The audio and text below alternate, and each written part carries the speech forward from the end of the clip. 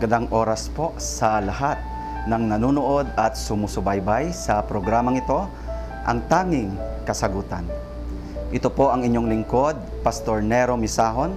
Muli pong nagpa-aanyaya sa inyo na samahan niyo po ako sa ating pag-aaral ng salita ng Diyos upang atin pong malaman at maunawaan ang kanyang kalooban sa ating buhay at atin pong matanggap ang espiritual na pagpapalang inilaan ng Diyos para sa atin. Pero bago yan, makinig muna tayo at manood ng isang awitin. And life is worth living just because He lives.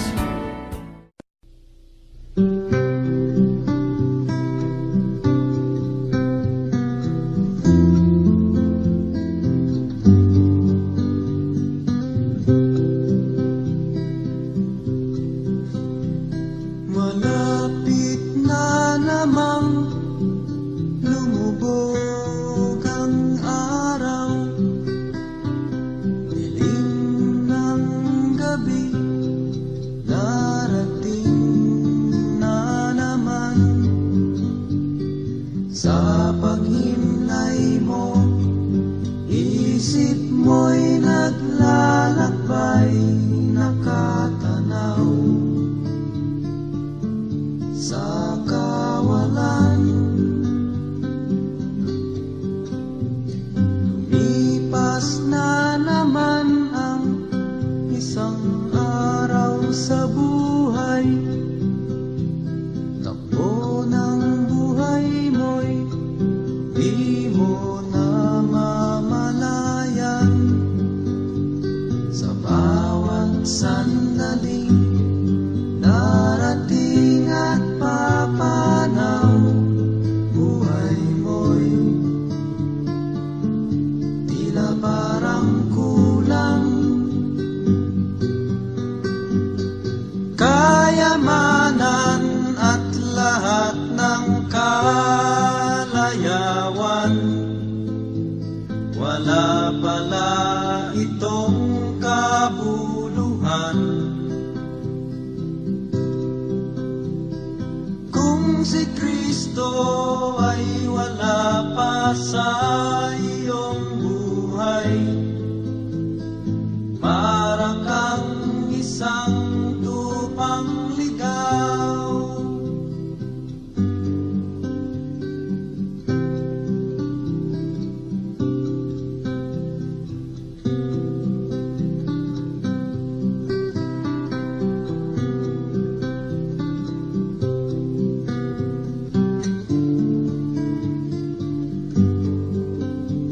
Sa bawat sandaling darating at papanaw, buhay mo'y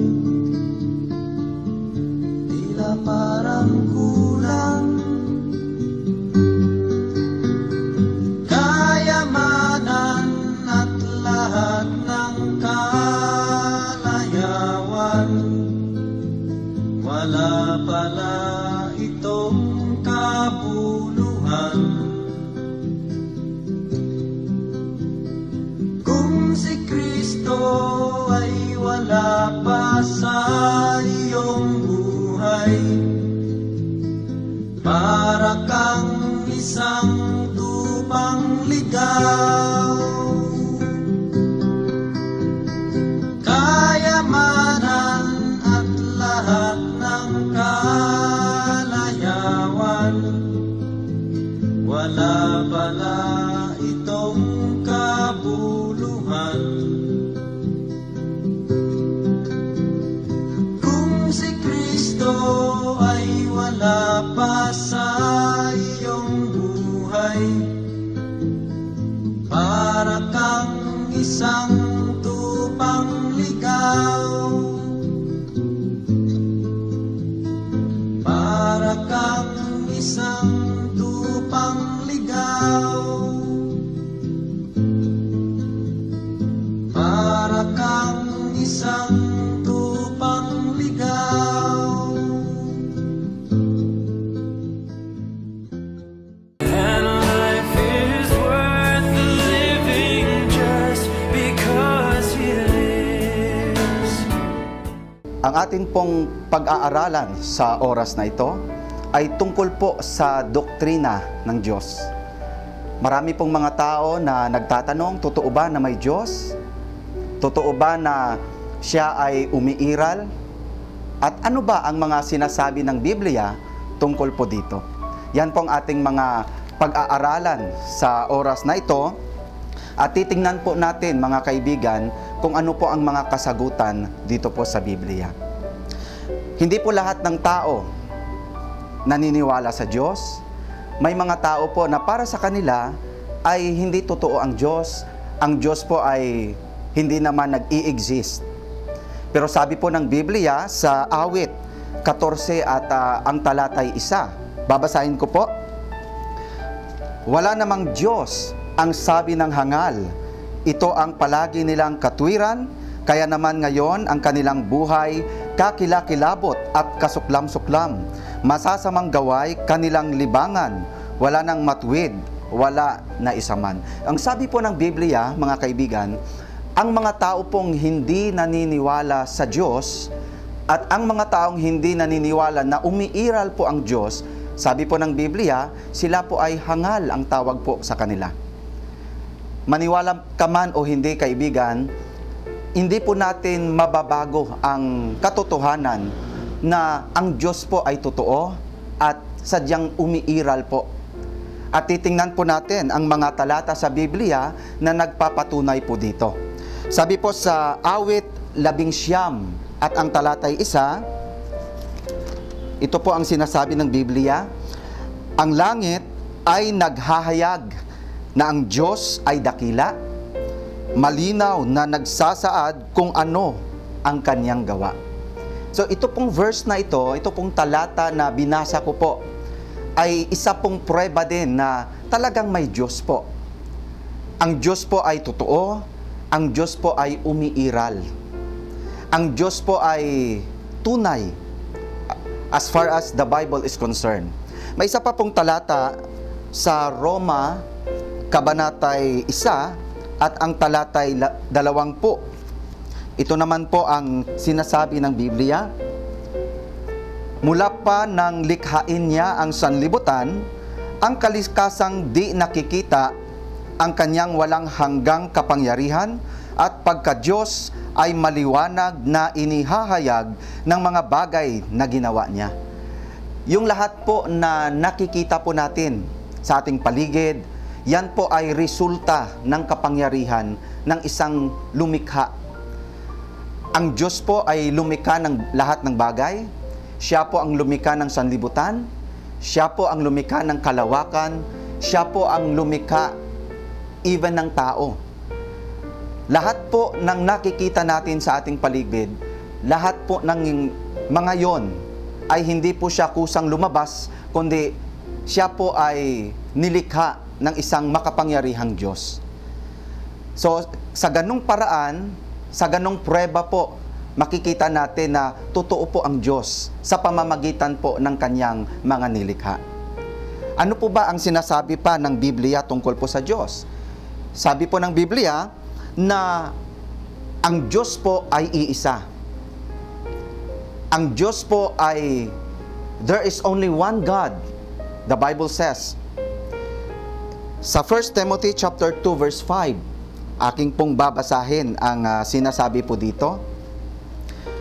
Unang Timoteo, Kabanata 2 at ang talatay 3, sapagkat iisa ang Diyos at iisa ang tagapamagitan sa Diyos at sa mga tao, ang taong si Kristo Jesus. Napakalinaw po, mga kaibigan at mga minamahal na taga-subaybay, ito pong talatang ito ay nagpapakita, nagsasabi po na isa lang po ang tunay na Diyos. Isa lang po ang totoong Diyos, isa lang po ang buhay na Diyos. Maliban po sa Kanya, wala na pong ibang Diyos. Isa lang po ang totoong makapangyarihang Diyos ng sanlibutan. At iyan po ay sinasabi mismo sa Biblia na dapat po nating paniwalaan at tanggapin itong katotohanan ito. isa lang po ang Diyos, isa lang ang tunay na Diyos, maliban po sa Kanya, wala na pong ibang totoong Diyos. May isa pa pong talata na gusto ko pong basahin, Exodo 20 at ang talatay 2 at 3. Ito naman po ang sinasabi sa Biblia. Ito ang sinabi ng Diyos, ako si Yahweh, ang inyong Diyos na naglabas sa inyo sa Ehipto at humango sa inyo sa pagkaalipin. Verse 3, huwag kayong magkakaroon ng ibang Diyos maliban sa akin. Ang Diyos mismo po ang nagsabi, mga kaibigan, na walang ibang Diyos maliban sa Kanya. Kaya galit na galit po siya noon sa mga Israelita kasi gumawa sila ng sarili nilang Diyos. Gumawa sila ng isang gintong baka at yun ang kanilang sinamba at yun ang kanilang ginawang Diyos. Kaya ang Diyos po ay nagalit kasi alam po ng Diyos na walang ibang tunay na Diyos maliban sa Kanya. Kaya mayroon po siyang binigay sa 10 utos. Yung unang utos agad na binigay ng Diyos, huwag kayong magkakaroon ng ibang Diyos maliban sa akin. Bakit? Kasi nag-iisa lang po ang tunay na Diyos. Isa lang po ang totoong Diyos at isa lang po ang buhay na Diyos. Yan po ang sinasabi sa Biblia. At hindi lang po yon, may sinasabi din po sa Jeremiah chapter 10 verse 10. Ito naman pong sinabi.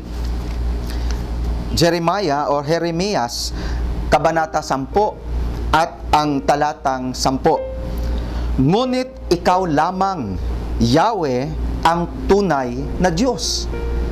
Ikaw ang Diyos na nabubuhay, ang haring walang hanggan, ang haring walang katapusan, nayayanig ang sanlibutan kapag ikaw ay nagagalit, at walang bansang makatatagal sa tindi ng iyong puot. Sabi po ni Propeta Jeremias, ngunit ikaw lamang, Yahweh, ang tunay na Diyos. May mga tao po na para sa kanila, marami ang Diyos. Pero ang Biblia po ay malinaw na nagsasabi na isa lang po ang tunay na Diyos. It is difficult for a natural man to believe in something that he cannot see, touch, or feel. Ibig sabihin po, napakahirap po sa isang normal na tao, ordinaryong tao na maniwala sa isang bagay na hindi nakikita, hindi nahahawakan, hindi mararamdaman. Kaya ganun na lamang po na may mga ibang tao po na mahirap sa kanila maniwala sa Diyos kasi hindi nila nakikita ang Diyos, hindi nila nararamdaman ang Diyos, hindi nila nahahawakan ang Diyos.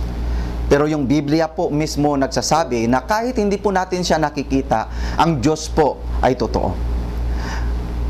May mga tao din po na naniniwala sa Diyos.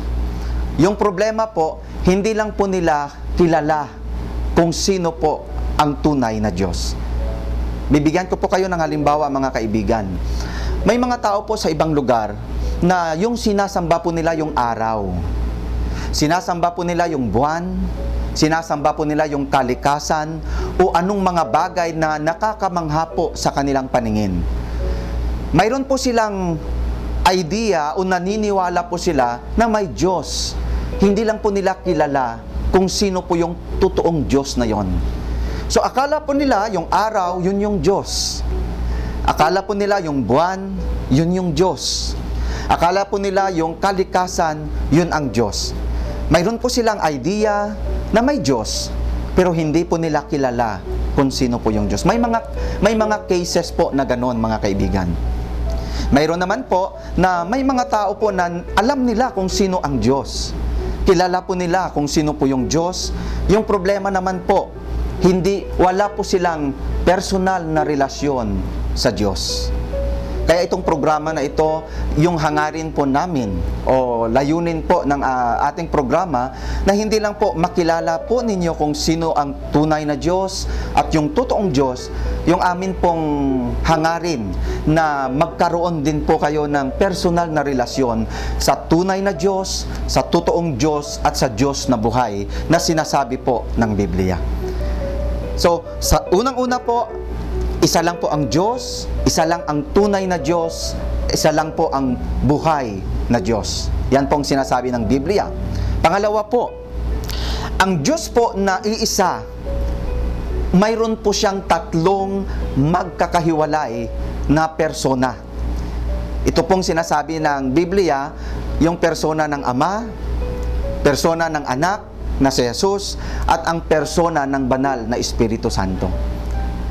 Isa po ang Diyos, pero meron po siyang tatlong magkakahiwalay na persona. Ang Ama po ay iba sa Anak, at ang Anak po ay iba din sa Banal na Espiritu. Hindi po sila iisang persona. Hindi po na ang Ama ay yun na rin yung Anak at yun na rin yung Banal na Espiritu. Hindi po ganon ang sinasabi ng Biblia. Sa Bible po, ating mamayang titingnan yung mga talata na yan, na iisa po ang Diyos, pero mayroon siyang magkakahiwalay, magkakaibang persona. Ama, Anak, at Espiritu Santo. Titingnan ko po ang sinasabi ng Biblia, Mateo 3, at ang talatay 16 at 17. Ito po ang yung background po nito, ito po yung time na yung atin pong Panginoon na si Jesus ay binautismuhan po ni Juan. At habang nung tapos na po siyang binautismuhan, mayroon pong narinig itong si Juan at mayroon po siyang nakita. At babasahin ko po kung ano po yung kanyang nakita at narinig. Nang mabautismuhan si Jesus, umahon siya sa tubig, nabuksan ang langit, at nakita niya ang Espiritu ng Diyos bumababa sa kanya gaya ng isang kalapati. 17. At isang tinig mula sa langit ang nagsabi, ito ang minamahal kong anak na lubos kong kinalulugdan.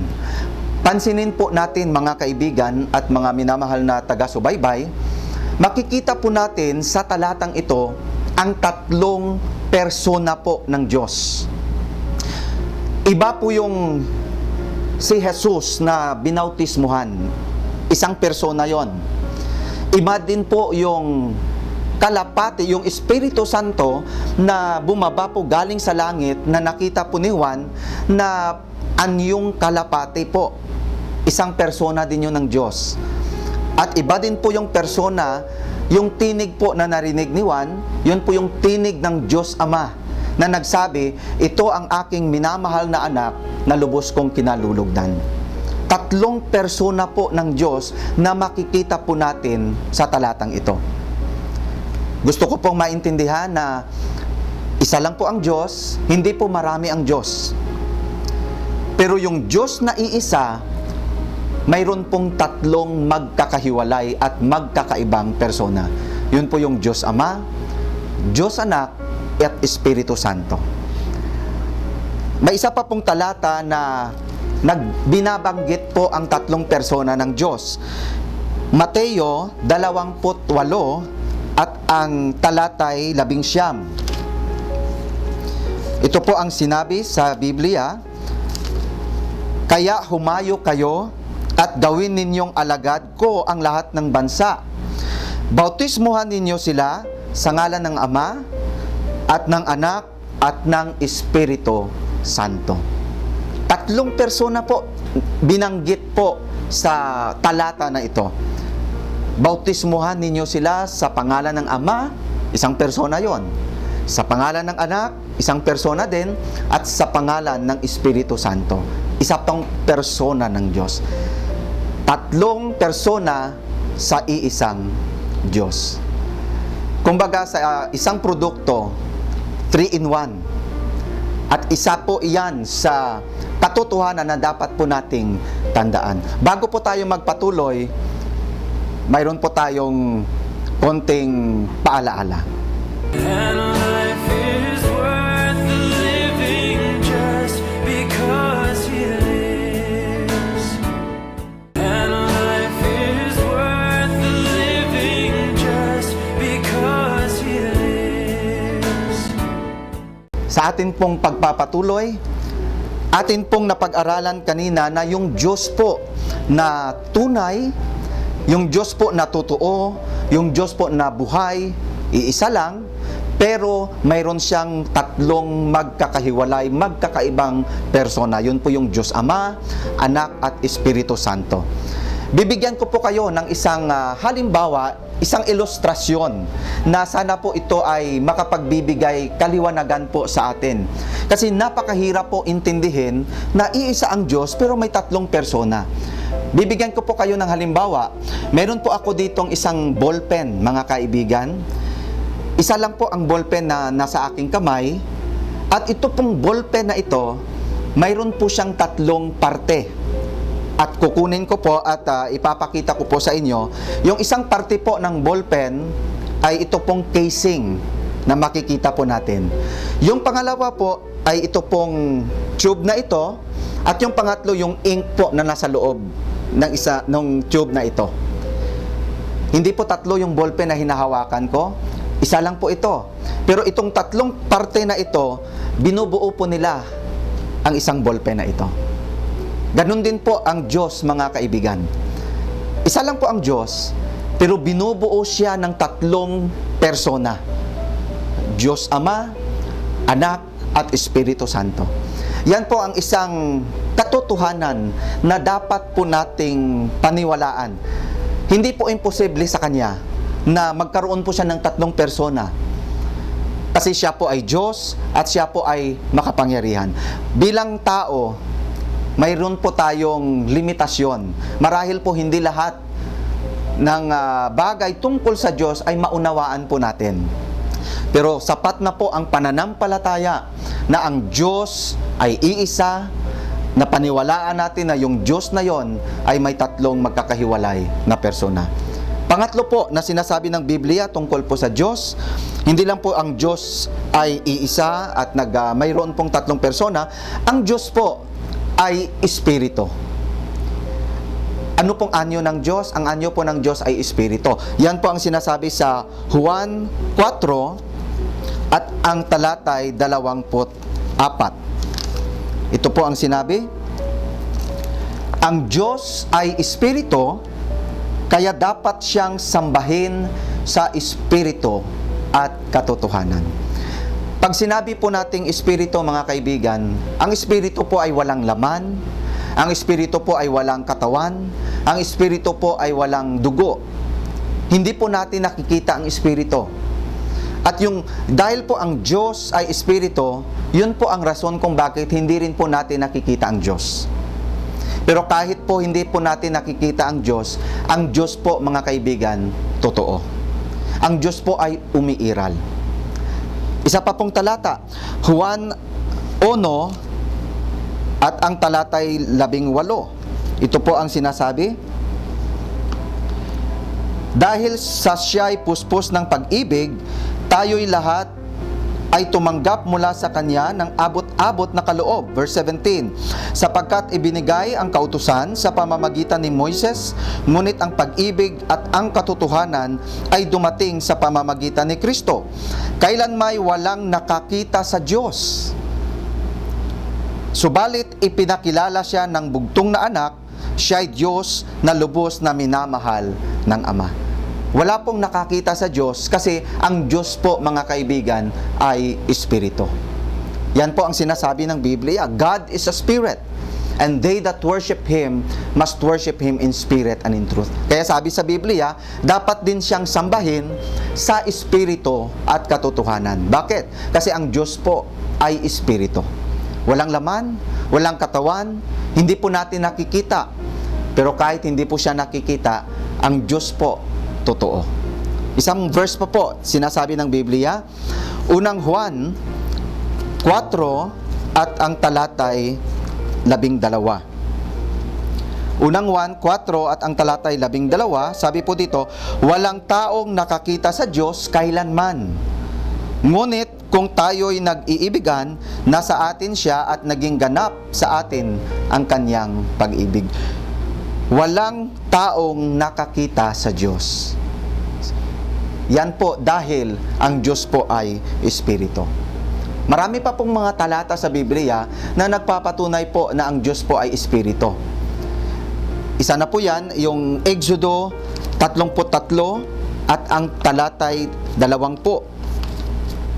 Exodo 33 at ang talatay 20. Sabi dito, ngunit hindi mo maaaring makita ang aking mukha sapagkat tiyak na mamamatay ang sinumang makakita niyon. Kahit po si Moises na alagad ng Diyos, ginamit ng Diyos sa maraming bagay, nakakamanghang bagay, even po si Moises ay hindi niya po nakita yung mukha ng Diyos.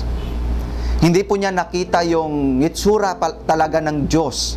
At sabi po ng Panginoon na hindi mo pwedeng makita, hindi mo maaaring makita ang aking mukha sapagkat tiyak na mamamatay ang sinumang makakita niyon. Kasi ang Diyos po ay banal ang Diyos at tayo po na bilang tao, hindi po tayo karapat-dapat kahit tumingin sa Diyos.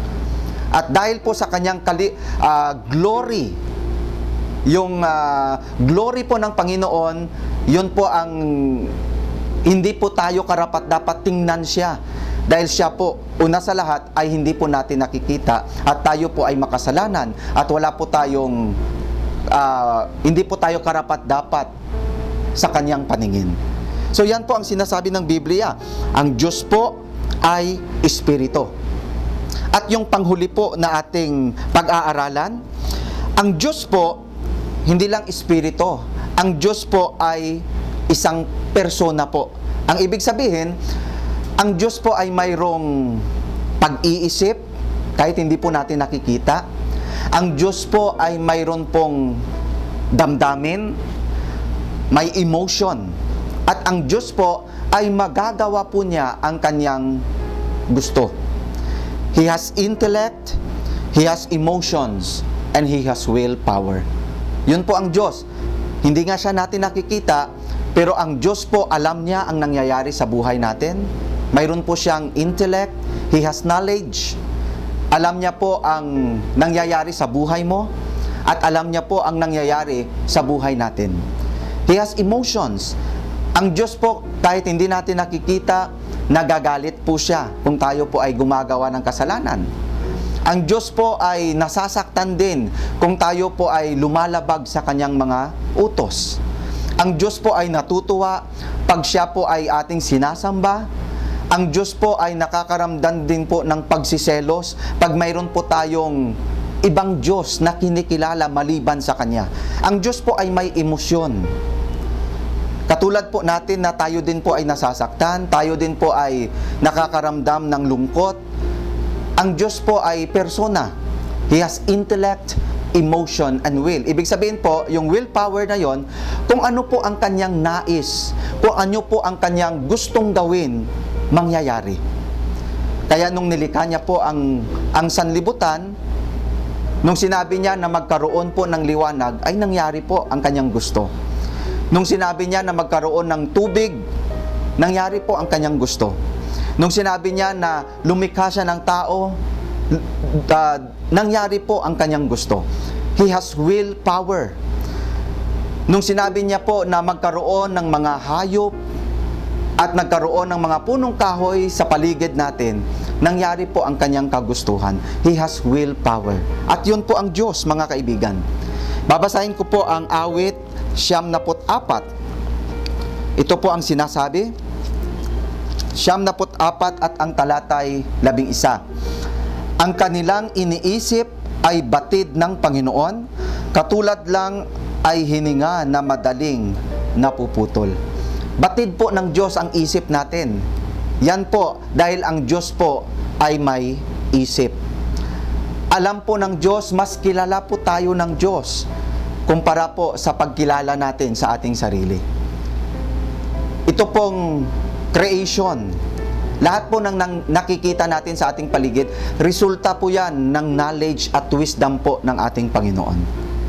Nung nilikha niya po ang tao, binigyan niya po tayo ng 2 mata, 1 ilong, 1 bibig, dahil yan po ay resulta ng kanyang katalinuhan at kanyang wisdom na walang kapantay po. At yan po ang ating Diyos, mga kaibigan. Iisa po ang Diyos. Ang Diyos po ay may 3 persona. Ang Diyos po ay Espiritu. At ang Diyos po ay mayroong intellect. Mayroon po siyang emotion. at mayroon po siyang willpower na pwede niyang gawin kung ano ang kanyang gusto. Isa pa pong talata, Exodo 20 at ang talatay 5. Ito naman po ang sinasabi ng Biblia. Huwag kayong yuyukod o maglilingkod sa alinmang sa mga Diyos-Diyosang iyan, sapagkat akong si Yahweh ay mapanibughuin. Parurusahan ko ang lahat ng aayaw sa akin, pati ang kanilang mga anak, hanggang sa ika-4 na salinlahi. Ito pong verse or talata na ito, nagpapakita po na ang Diyos po ay may damdamin. Kaya po, nung ang mga Israelita po ay gumawa ng sarili nilang Diyos, gumawa sila ng isang gintong baka na ginawa nilang Diyos at sinamba nila, ang Diyos po ay nasaktan. Ang Diyos po ay nagalit. Ang Diyos po ay nagselos. Kasi ang Diyos po ay may emosyon. Yan po ang sinasabi ng Biblia. Awit 21 or 71 at ang talatay 14 hanggang 16. Ito naman po ang sinasabi. Psalm 91:14 and 16.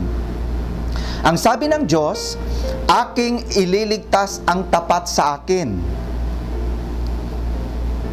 at iingatan ko ang sinumang taong ako'y kikilanlin. Pag sila'y tumawag, laging handa ako na sila'y pakinggan. Aking sasamahan at kung may hilahil ay sasakluluhan. Aking ililigtas at ang bawat isa ay pararangalan. Sila'y bibigyan ko't gagantimpalaan at mahabang buhay. At makatitiyak na ang tatamuhin nila'y kaligtasan.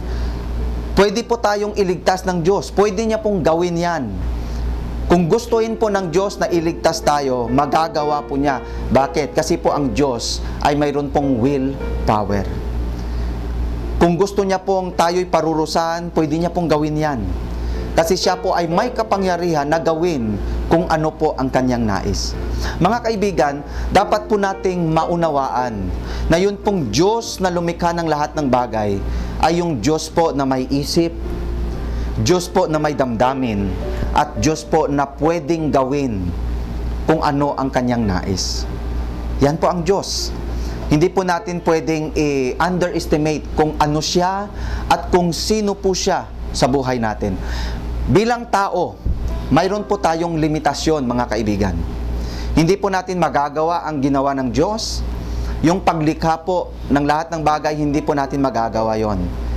Pero magagawa po ng Diyos na tunay, Diyos na buhay, Diyos na totoo, Diyos na lumikha ng lahat ng bagay.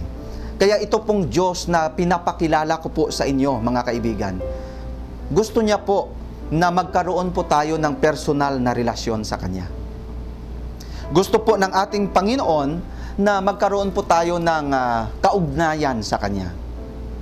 At sana po, ito po ang pag-aaral na ito, sana ito ay magbigay sa atin po ng kaliwanagan. Ang layunin po ng programang ito na sana po mas makilala po natin siya ng lubusan, mas lalo pa tayong lumapit sa Kanya. At sana itong ating pinag-aralan po ay manatili po sa ating puso't isipan. Ipagpatuloy po natin itong ating pag-aaral sa susunod po nating episode. Yung ating pong episode, yung bagong episode po natin, every Saturday po ito. At every day naman po nating mapapanood, 10:30 ng umaga, 2:00 po ng hapon, at 6:30 po ng gabi, pwede nyo pong mapapanood itong episode po natin sa ngayon. At yung new episode po natin, every Saturday po. At sana ito po ay ating subaybayan at patuloy po kayong manood at makinig nitong ating programa na ito. Kung mayroon po kayong mga katanungan, pwede po kayong mag-text sa amin sa mga numbers po na nakikita po ninyo sa ilalim po ng TV screens po ninyo. At mayroon din po kaming free home Bible studies sa mga gusto pong mag-aral ng salita ng Panginoon sa kanila pong mga tahanan. At every Sunday po, mayroon po kaming pagtitipon dyan po sa Bulag West, sa Espejo Family, Espejo Residence. Yung amin pong Sunday School ay nag-uumpisa po ng alas 9:30 at yung amin pong worship service ay alas 10 din po ng umaga. So bago po akong pansamantalang magpaalam sa programang ito, kaibigan, gusto mo bang magkaroon ng libreng kaligtasan? Gusto mo bang mapatawad sa iyong mga kasalanan? Gusto mo bang magkaroon ng buhay na walang hanggan? Gusto mo bang magkaroon ng personal na relasyon sa Diyos? Gusto mo bang magbago? Kung yun po ang nais mo, si Jesus po ang kasagutan. Lumapit ka sa Kanya. Sana gawin mo yan, mga kaibigan. Lumapit ka sa Kanya, humingi ka ng tawad sa iyong mga kasalanan, manampalataya ka na si Jesus ay namatay sa cross para sa iyong kasalanan at muli siyang nabuhay para sa iyong kaligtasan. Tanggapin mo rin siya sa iyong puso bilang sarili mong tagapagligtas. Gawin mo yan, kaibigan, habang ikaw ay may pagkakataon pa. Maraming salamat at God bless you. And